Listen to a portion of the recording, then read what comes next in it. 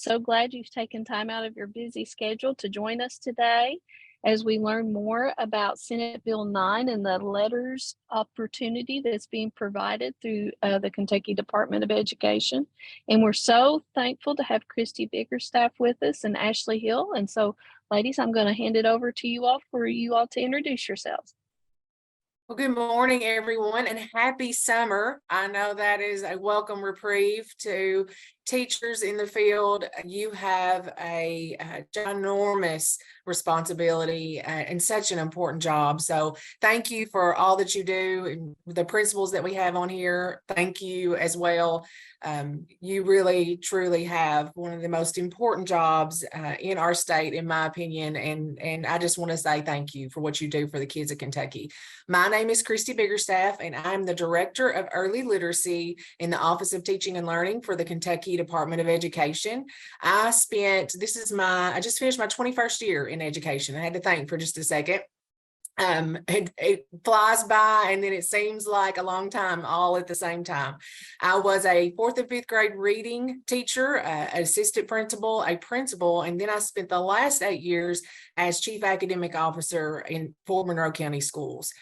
So I have kind of done a plethora of things in my district and know little pieces and parts of most of the job. And I am married to a superintendent, so I get to get that side of the school view as well. So I will hand it over to Miss Ashley to introduce herself.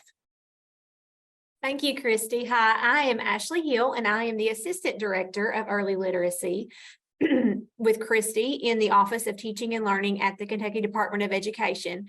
Prior, I was a classroom teacher for 11 years, teaching mostly reading in grades 1st through 5th grade. I taught all of those except 2nd. And then a few years ago, I went to the Kentucky Department of Education as a continuous improvement coach. Learned a lot of things there. But then my home district, which is Corbin Independent, created and posted a chief academic officer job. We had never had curriculum folks in our district before. So I applied and got that. And so for the last 4 years, I've been doing I had done that in February. So I am brand new to this. In February, I came on board with Christy and the rest of the early literacy team because I really feel like Senate Bill 9 is the way that we are going to break the code and get our students to proficient levels of reading. So I am just excited to be here. Thank you. All right, guys, we will just jump on in. I'm going to kind of review the pieces and parts of Senate Bill 9. There it goes. And I always start out with the why. Why we need to focus on early literacy and why Senate Bill 9 essentially was created. So as you can see on your screen there, we've pulled the last several years from KPrep and KSA data. This is 3rd grade reading proficiency in the state. So you can see that essentially half of the students in the state of Kentucky are not at proficient levels. And that's very concerning when you think about half of those students. That's over 120,000 kids throughout those years. So it's a large number that we are sending on to 4th grade that are not prepared. The significance of 3rd grade reading is research-based. It's in evidence. We need and must get our kids to proficient levels by 3rd grade. If they are not proficient by 3rd grade, they are more likely to drop out. They're more likely to struggle throughout the rest of the content areas. They're more likely just to not have academic success and, frankly, lifelong success if they are not reading at proficient levels. So you can see there that in 2020, of course, we did not do testing, and we come back in 2021 post-COVID, and we had a very grim 30% of our kids. We knew that COVID was going to exacerbate our issues, and it absolutely did. We bounced back a little bit in 2022 with 45% proficient distinguished. But again, none of us in this meeting can say that we are okay with a half of the students of Kentucky being at proficient levels. We'll deep dive a little bit further into some of the subgroups. I see this every time that I present. I always talk about the data first and talk about the why. But every time I do, and I see these numbers, it reignites my urgency for the work that we are trying to do in Kentucky. You can see on the screen, 75% of the Black students in Kentucky are below proficient levels. That is just a moral imperative at this point. 65% of the Hispanic students, 68% of the students with disabilities and IEPs. So again, we do have an issue in Kentucky with literacy, and Senate Bill 9 has been created to help us overcome that issue. And it's got a lot of moving pieces and parts.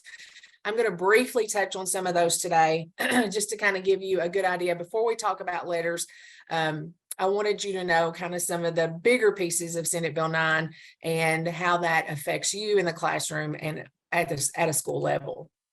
So the first thing is the early literacy screener assessments. And by January 1st of this year, superintendents were to select a reliable and valid universal screener and a reliable and valid diagnostic assessment. And then another piece of that is that all teachers need to be trained on those. And that is something that sometimes we skip. We have so many things on our plate, so many things that we have to do, and so many trainings that we have to have already that's in law. So sometimes we skip out on some of these pieces, but it's very imperative that teachers need to be trained on how to properly give a universal screener and diagnostic, and then how to analyze those results and use those results in other pieces of their instruction. So we have come up with a approved list of universal screeners and diagnostics that is on the early literacy screening assessment page. There's a couple of different documents there. You can open up an Excel sheet that will give you kind of at a glance of all the ones that we have approved. And let me just say, that was a arduous task, and we took the weight of that task very seriously. We looked at technical manuals for months to ensure that the assessments that we have on our approved list are indeed reliable and valid. So you can check those out if you haven't seen those. Those are on the early literacy screening assessment page.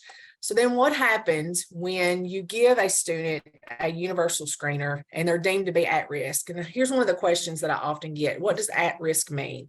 Well, that looks different on every universal screener that we have on the approved list. And there's not a set benchmark, norm, percentage out there, because they all have different percentages, all have different norms on each of the universal screeners and diagnostics. So I always tell people to contact, if your district uses MAP, for example, NWEA, contact your person and we have all those contacts on our one-pagers on the early literacy website, but contact them and say, what does MAP deem to be at risk for a student?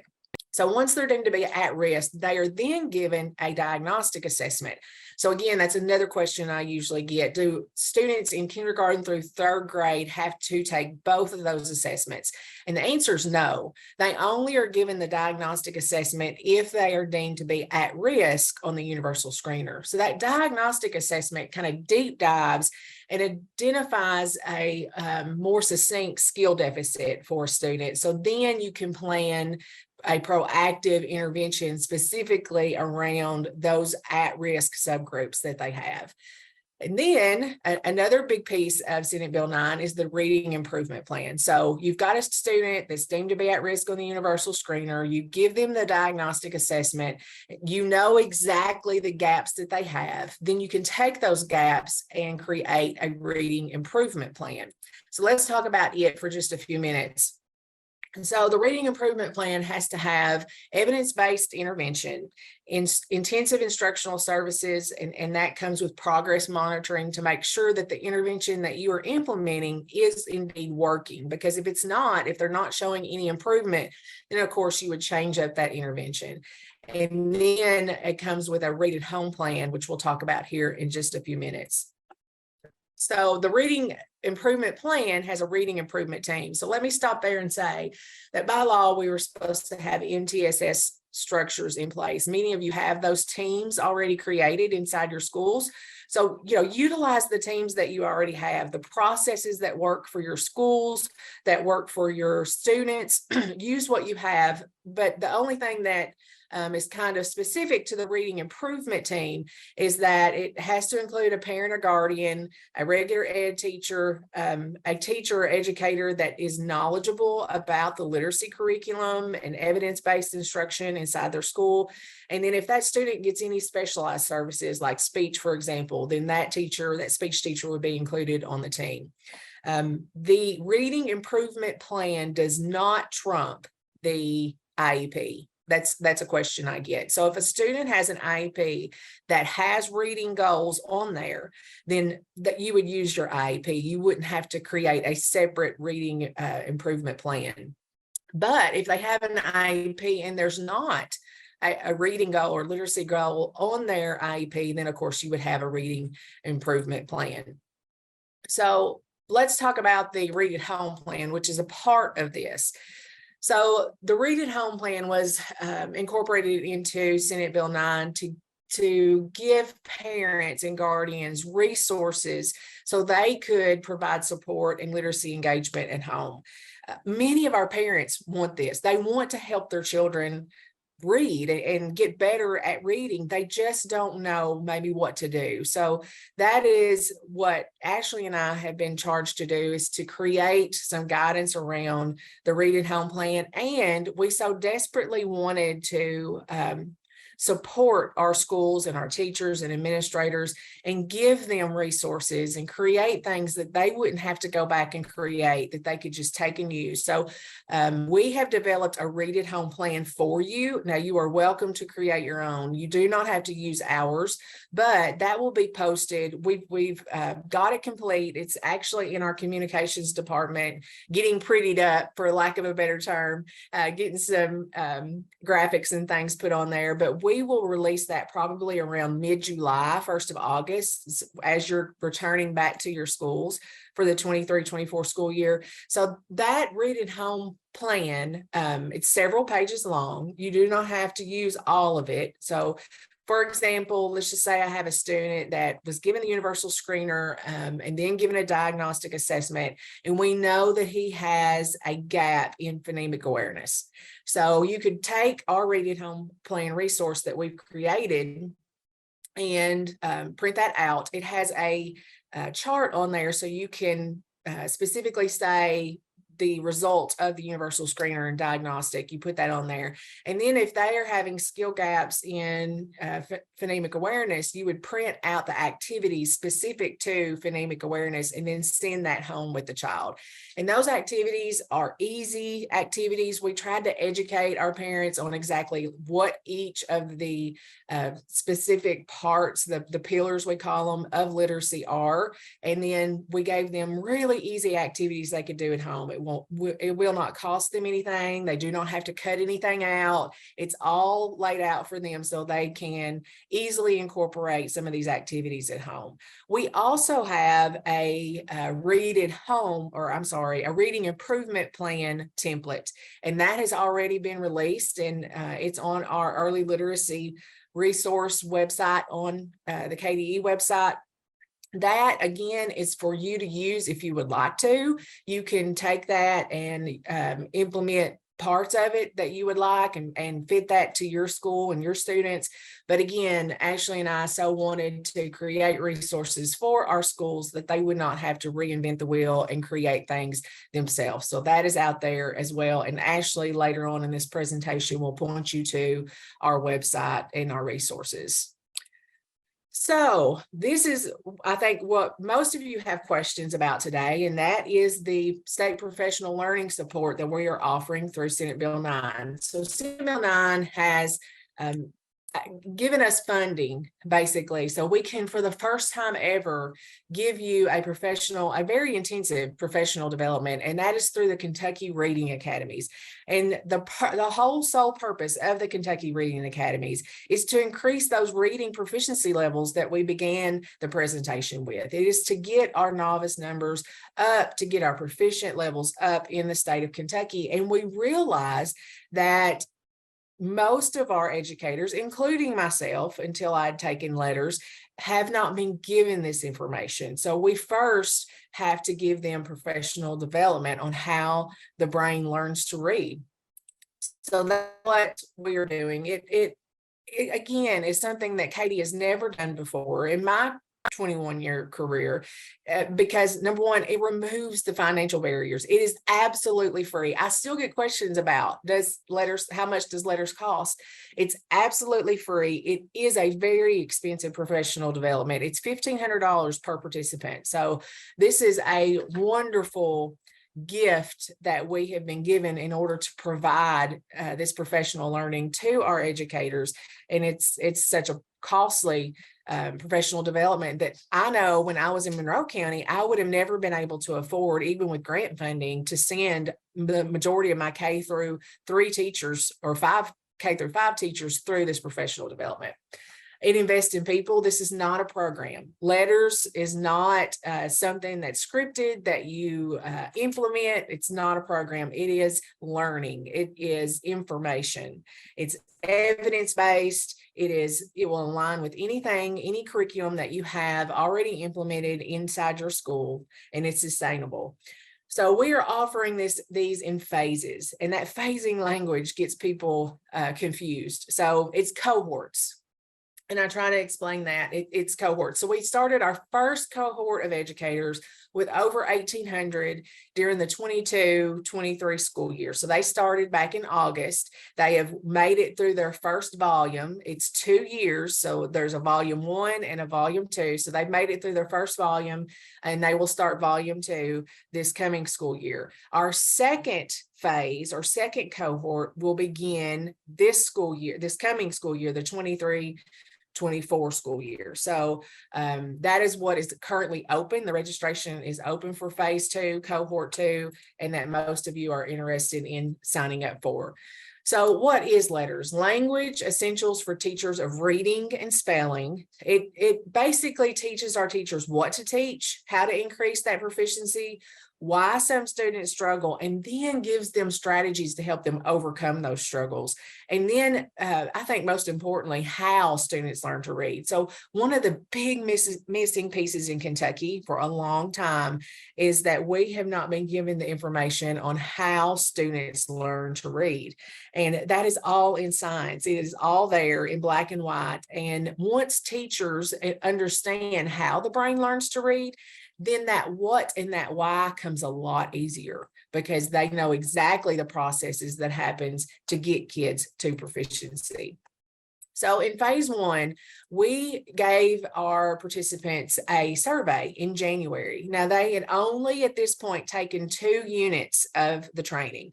So let me back up and say, I told you that letters was 2 years. There are 8 units total in this learning. So they do 4 units per year.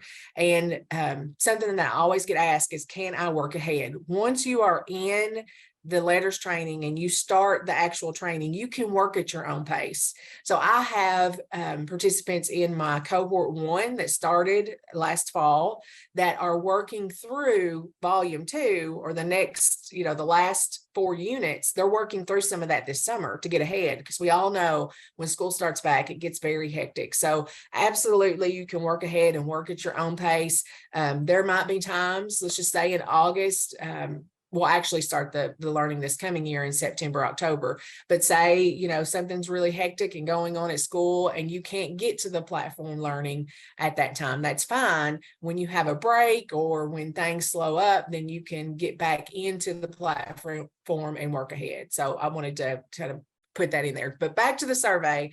We gave the survey after they had done just 2 units. 95% of the 433 respondents, and I thought that was huge. We gave a survey to 1,800 people and almost 500 responded. So that told me they had something to say. 95% of them said this is new information and it's relevant information, no matter their role, whether that be administrator, literacy coach, classroom teacher. I have some instructional assistants that's taking letters because they work with small groups in literacy. They said it's relevant and it's brand new information to them. 93% of them said it's helping them meet the needs of their diverse students, and it's helping them as they implement what they learned in real time. We have had multiple written testimonies shared about classroom gains, shared about how their students are progressing, and the value of the information and the learning that they're getting. Nothing thrills me any better when I get than getting a text or an email from an educator who is participating in letters that's saying, you know, Johnny came to me and he couldn't even write, you know, his full sentence, or he couldn't read. And then they always send a little testimony about how they started implementing their learning and how little Johnny has just taken off. And I'm gonna share some of those testimonies with you. This is Courtney Line. She is in Memorial Elementary in Hart County School District. I will not read that verbatim to you, but I love her story. So she had a student, and she's a third grade teacher, and remember the significance of third grade. But she had a student come into her classroom and said, I do not know how to read and I can't read. So she realized that as a third grade student, he shouldn't be saying this. So, you know, she gave him assessments, she saw what he was lacking, and she started implementing what she had learned in just 2 units of letters. And she said he has shown an entire year's worth of gains at that point. I need to reach back out to her because this was in January to check on this student and see how he's doing now. She said, is he where he needs to be? No, he's got a long way to go, but I mean, a year's worth of gains. But she said the best part of his story is he no longer says he can't read. He wants to read. He volunteers to read. He's showing so much more confidence. And that is exactly what we as educators want to happen. We want our kids to have the confidence and know how to read. A couple of more, and I won't read all of these to you. Mark Gaskins out of Fort Thomas says, this has been the best learning experience I've had in 19 years of teaching. I get that all the time. So it doesn't matter if this is a teacher's first year, 5th year. I have teachers who are taking letters that are on your year like 27, 28. And they always say to me, this is the best learning experience I have had thus far. I wish I'd had it when I walked into the door as a brand new teacher. And I do too. I so wish I could go back to those 4th and 5th graders that I taught and know this information, because my classroom would have been very different to what it was. They're able to apply their knowledge. It's helping. It's what I've been seeking for decades. Again, I'm hearing this over and over. Now, I will say with utter certainty that this training is difficult. It is not easy. It is 2 years. It is intensive. It's brand new information. I found myself going through some of the information a lot slower because I had to unlearn what I learned. So it took me a little while to kind of process, like, wait a minute, what? And I'd have to go back and, but some of it I could go through quicker, but it is a very intensive, a very intensive professional development. But what I feel is truly important is, yes, it's difficult. Yes, it's a lot, but it has been worth it. I hear that over and over and over again. It's the best training that I've had.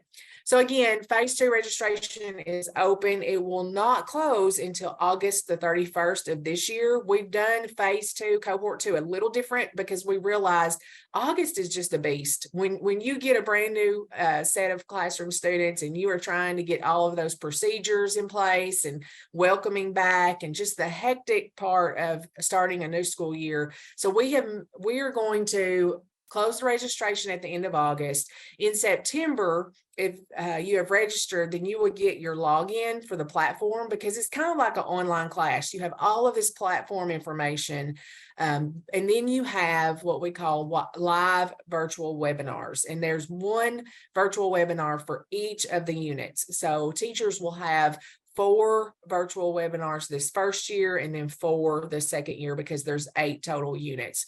But we will not actually start the live virtual webinars until October of this coming year. So we do have 2 courses, Letters for Educators, and that is for classroom teachers, interventionists. I have administrators that are taking the Letters for Educators because they want to know exactly what their teachers are learning to be able to speak that language. But it is a lot more intensive. The Letters for Educators is geared toward administrators, district administrators, instructional coaches, and that gives a high-level overview of the learning that the educators are getting in their letters training. But then I think very importantly, it talks about sustainability and how to build capacity within your school. So it's a great course as well. So that is open. I'm going to turn it over to Miss Ashley, who is going to talk about intervention and prevention for the next few minutes. Absolutely. Thank you, Christy.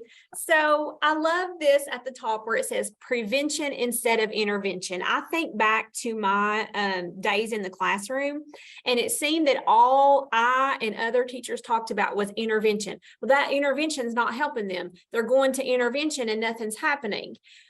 What I realized, okay, is that we should be preventing that up front so that they're not having to go to intervention. So what do I mean by that? Your tier 1 classroom, your instruction and your instructional resource has to be so like research-based, right? Evidence-based. It has to be meeting the needs, or it should be meeting the needs of about 80% of your students. If you have more than 20% of students that need interventions, that's likely a tier 1 instruction problem. So we have to make sure that we are preventing kids from getting in intervention. Okay, so if I'm meeting their needs in the tier 1 classroom, there's going to be no reason for them to have to leave to go to an intervention. So let's kind of look at the why here. Intervention takes more time, intensity, and resources. Okay, so you think about those resources that you have in your school or in your district. You know, you have your human resources and you have your monetary resources and you have time, and it is limited. Okay, so it takes all of those things to make interventions work. If you look here in kindergarten, 15 to 30 minutes of intervention over a short amount of time can close the gap. That's super easy to do. I feel like we can do that 15 to 30 minutes a day. Yeah, we can make that happen. If they get to first grade and they're still having deficits, that raises up a little bit, 30 to 45 minutes over a short amount of time to close the gap. Again, still doable, but it's taking a little bit more time. Second grade, still struggling, 50 minutes per day. And you can see that it doesn't say over a short amount of time, it's more prolonged. Third grade and up, again, I'm going to reiterate what Christy has said about third grade being, that's really the linchpin. 90 minutes to 3 hours a day over a long period of time to close the gap. I'm sure that you would echo this. In my home district, there is no way that we could give third grade students 90 minutes to 3 hours a day extra over what they're already having, you know, throughout the day in their classroom, in their tier 1 instruction. So we've got to find those deficits early. And that's why Senate Bill 9 has that universal screener. Everybody takes the universal screener, right? But then we get the diagnostic that's really going to pinpoint what part of reading is the problem, or are they having gaps in, and we can go ahead and get those taken care of quickly and not wait until third grade. So it really is a prevention model instead of intervention. So speaking of those high quality instructional resources as HQIRs, the Kentucky Department of Education does not have a list of approved or suggested high quality instructional resources out there. That's not our job. Okay, that is a local education agency decision. We do, however, have some resources that can assist you as you are looking at resources to purchase for your students. So there is a reading and writing instructional resource consumer guide, okay, and that's posted on the KDE website. Within that resource consumer guide, there are a couple rubrics that you can pull out. There's one called K through 2 instructional resources rubric, and then 3 through 12 instructional resources rubric. And those rubrics tell you exactly what you should be looking for in a high quality tier 1 instructional resource. So again, the KDE is not telling you what to use, but we're just pointing to things that are good. Okay. Ed Reports is another wonderful resource that you can use. Green rated resources. I love that Ed Reports really has like that green, red, or green, yellow, and red. Okay, so it's kind of easy to see, but we really want to point or signal to quality. And so edreports.com or .org is a great way for you to look to see immediately, okay, is this a program we should even be looking at? If it's rated red, I would totally stay away from it because it's not going to meet the needs of your students. And there was an amendment to KRS 158.305.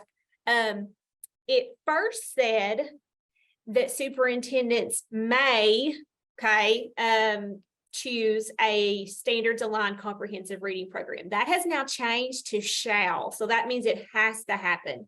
And I'll just kind of read the language from the bill. It says each superintendent or public charter school board shall adopt a common comprehensive reading program that is determined by the department to be reliable, valid, and aligned to reading and writing standards. So that is something that is coming up. You can see they have to be adopted by July 1, 2024. So you have a year cushion or so to go through those different vendors and speak to them and look for the quality and run it through that rubric to make sure it works. But that's coming up pretty soon. And you may find that in your district, you are using a good resource, and that's perfectly fine. What we found in my home district is that we were not using a good resource. So we adopted a new one. But also that resource has to be used to fidelity, and people get upset about the word fidelity, but that's where the research is taken from. If we're only using pieces and parts of a comprehensive reading program and we're not using the whole thing, then the evidence is not going to support it. Because you're not doing all the parts that need to be done.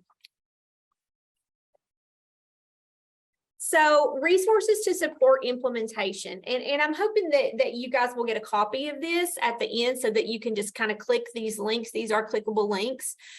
Senate Bill 9 guidance on the Read to Succeed Act is a great document for you to just kind of wrap your mind around what it is, what you need, what is expected.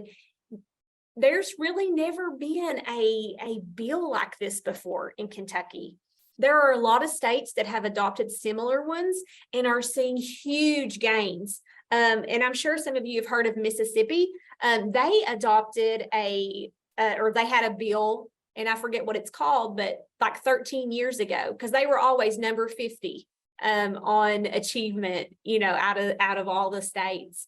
And so they have implemented the science behind how students learn to read, and they have put all their teachers, K through 3 teachers through letters training, and they are the only state that has seen growth in the last few years. There is an informational page about valid and reliable early literacy assessment screeners and diagnostics. Again, this is an approved list by KDE. It means that if they're on this list, then it meets the criteria for evidence-based and reliable. So you will want to utilize that as you're thinking about choosing those. Those were supposed to be chosen by January 1 of this year. We understand that has not happened everywhere, but it needs to happen before this school year. The Kentucky Reading Academies, which Christy spoke to, that's letters. So that is a huge support to implement this bill. And then the early literacy resources. This is actually a web page that Christy and I are working on right now, and we're adding new things all the time that we want. Some of them are educator facing, right? Some of them are parent facing, like here's what you can do as a parent, as Christy was talking about that read at home plan. But there's going to be many more resources, early literacy resources on there within the next few months, because we're building those things right now. We want to set our schools and districts up for success. And like Christy said, we developed some of these examples because we don't want you to have to do that. Now, if you look at the example and you say, this is not what we need, just take a part of it or take a piece of it. Or if you want to say, we want to make our own, make your own. But we know that as district employees, we always wanted an example of what something looked like, so that we weren't out here whirling around trying to figure out what somebody wants. And so those templates are just examples for you. There's one more piece that I want to talk about today. So we knew, so Ashley talked about the tier 1 and how we knew that professional learning was not going to be enough to educate and get Kentucky out of the hole in literacy that it is currently in. So, you know, the professional learning is a part of that. High quality instructional resources is a part of that. You know, the screeners is a part of that. And an opportunity that goes along with the professional learning that I really wanted to speak to today to really clarify, because I probably the most questions out of all the questions that I get, it has to do with the rank change. So I wanted to talk to you just a few minutes about that. So we started cohort 1, as I said, in fall of 22, and we were able to find partners in some of the cooperatives that had what they call a CEO rank change plan. Now, many of our cooperatives have this plan already in place. Some of them use Bloomboard and micro credentialing and some other aspects to get a rank change. And then a couple of our other cooperatives chose a route where they developed kind of their own and got it approved through EPSB. So those are the cooperatives that have signed in with us as partners to be able to offer a rank change to our letters participants. Now, there's a couple of key pieces of information that you need to know. Number one, you need to sign up through the Kentucky Reading Academies with the letters training. That's the first thing you need to do. The second thing you need to do is reach out to your local cooperative to see if they offer the CEO rank change, the letters plan, in order to achieve a rank change. Now, all of the plans are owned and operated with the rank change through the cooperatives. So you will have to really reach out to them to answer specific questions about how they will do that. But just to give you some general information, many of them, of course, it does come at a cost. This rank change is a cost to the participants. The letters is free.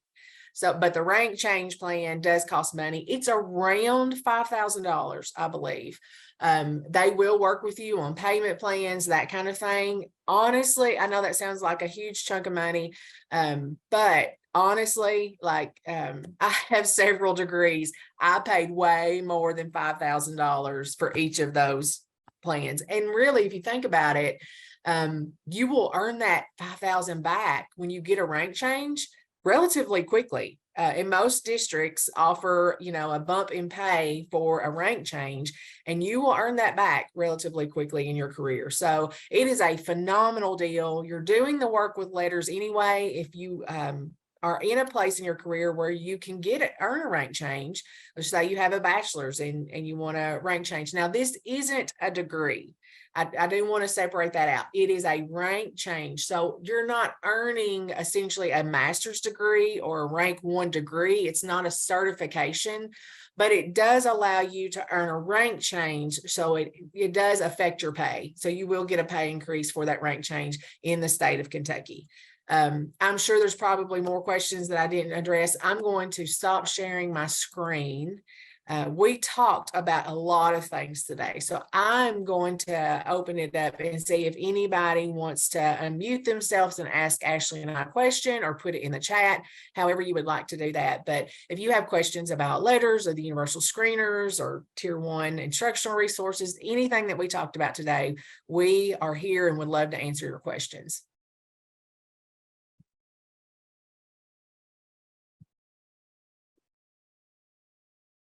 Don't be I am going to, sorry, I am going to drop in the chat an informational flyer from Greg for you all so that you can see they have an informational session coming up June 7th.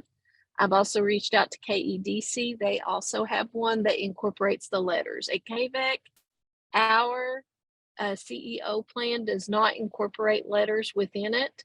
So we're going to make sure and provide you with information, because if you are going to undertake this and want to do the letters program. Now, just like Christy said, it comes at a cost if you do the rank change, and there's more work involved with it. It's not just the letters platform and attending those sessions. I did meet with the GREC representative, and they provided me with this flyer to be able to share out with you all. So I'm going to drop that in the chat. It's got all kinds of great information to kind of help you see, is this something that you are interested in pursuing, and maybe attend their informational session. But I have that in the chat, and as soon as I get the one from KEDC, I will email that to you as well, and we'll put it in the participant folder. Now, Christy, you will share the slides with me that you Yes, have ma'am. and email those to me, and I'll drop those in a participant folder and share that with everyone. But I just want to make sure that you have access to that rank change information if you're looking at doing that, which is a great, like Christy, I spent a whole lot more than 5,000. I think Greg's is 5,500, and you do not have to be a member of their co-op to be able to do the rank change. So don't think that that's going to keep you from being able to do it. They will allow you to participate with their rank change. So that was all I wanted to add on that part.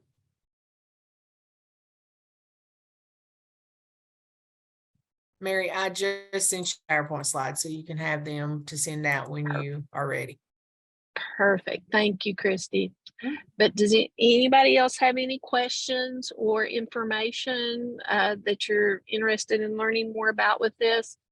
Please drop your questions in the chat or unmute. Feel free to unmute. Mary, I have a question. This is Linda Calhoun, Ashland Independent. I was just wondering if there was any additional training that KDE was planning to provide this summer, maybe just on reading strategies or, anything that those teachers that are not participating in letters would have available to them.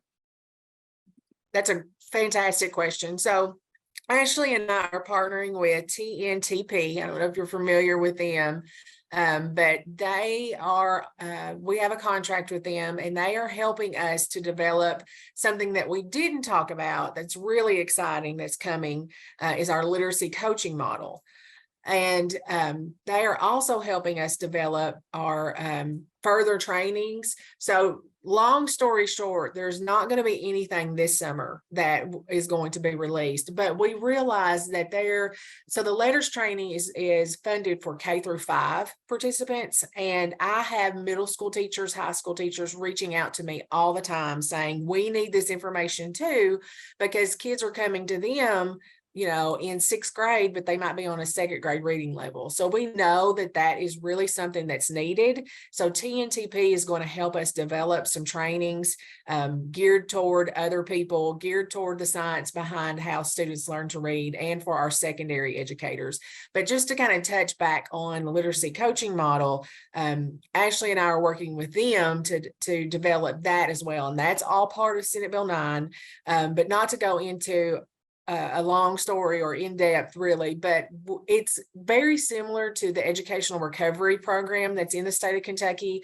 So we will look at the schools that have the highest amount of 3rd grade novice, and then we will assign them, if a school has a high amount of 3rd grade novice, we will assign them a literacy coaching specialist to come in and help them and teach them, the stuff that we are learning in letters now, to incorporate that science, to incorporate coaching strategies to help improve that novice. And Ashley is going to be over that literacy coaching model. And then we have hired regional directors that will be over the literacy coaching specialists that's throughout the state. So more information about that will be coming, but we are currently hiring them now. We have most of our regional directors hired and several of our literacy coaching specialists. So that is something we're very excited about. We're going to spend the next year kind of pouring into our literacy coaching specialists, training them before we actually put them in a school, assign a school to them in the 24-25 school year. Okay, thank you. Yeah, I know you didn't need all that information, but it did trigger me to say I didn't talk about the literacy coaching model at all. So I wanted to put That's that out fabulous. there. I look forward to that. We're really excited about it. Linda, I would like to add a little bit to that. I know that several cooperatives are offering structured literacy training. I'm not sure if KVEC is, but like I know SESC, which is my local cooperative, they have had several trainings. Also out there are tons of web-based, self-paced trainings that I could see you going through with a group of teachers. Amplify puts out a lot, even if you don't have that program, Amplify puts out a lot of podcasts. They put out a lot of training modules that folks can go through just to get that initial information.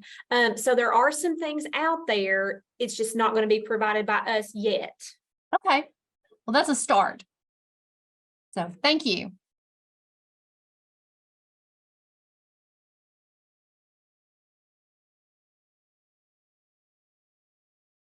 Anything else?